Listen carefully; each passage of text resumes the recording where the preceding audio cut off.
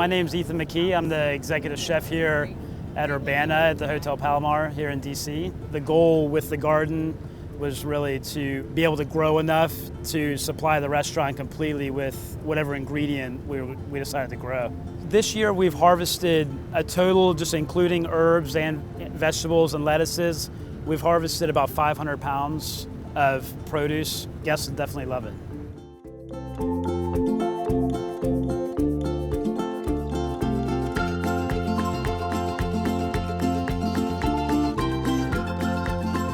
Last year was the first year we started it, and we're growing tomatoes, eggplant, cucumbers, different squashes, all the herbs you can think of, basil, thyme, oregano, sage, all those kinds of things.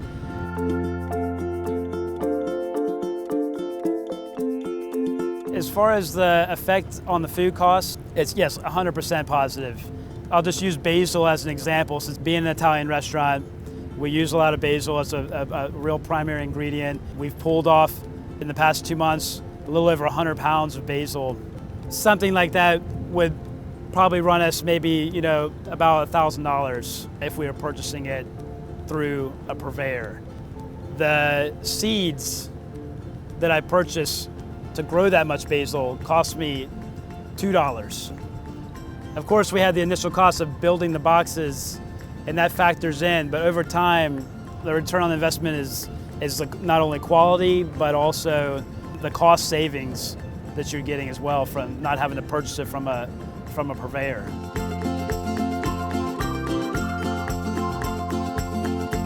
For the guys in the kitchen, there's a real sense of pride that you put in this work, and seeing the whole process from seed to the plate.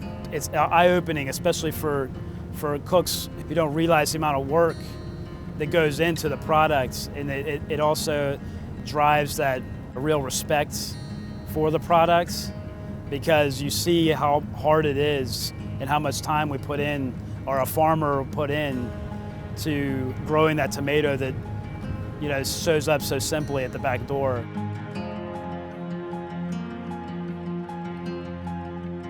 The quality is night and day.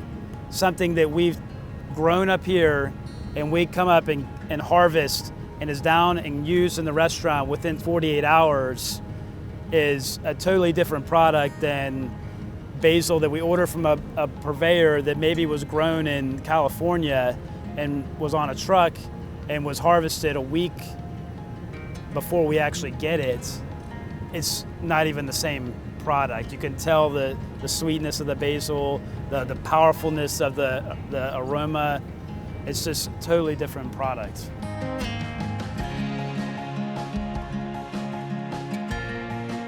If you're already working with local farmers, I highly recommend chatting with them and finding out how they're already growing the produce that you're selling in your restaurant, and they're a great resource to get information from.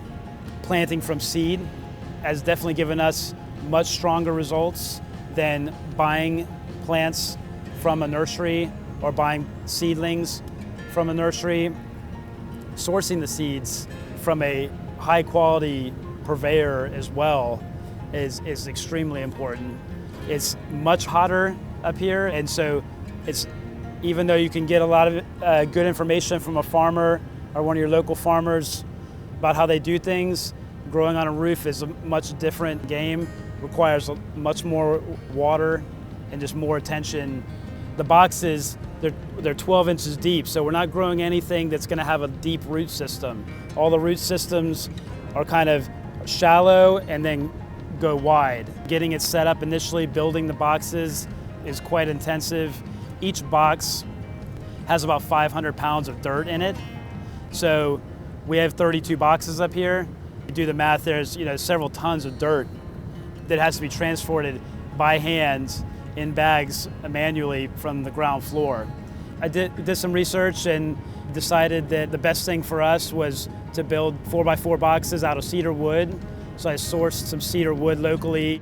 The cedars being insect repellent naturally, and also just really weather resistant, because up here on the roof, it gets a lot of kind of harsher weather than we would see down at ground level.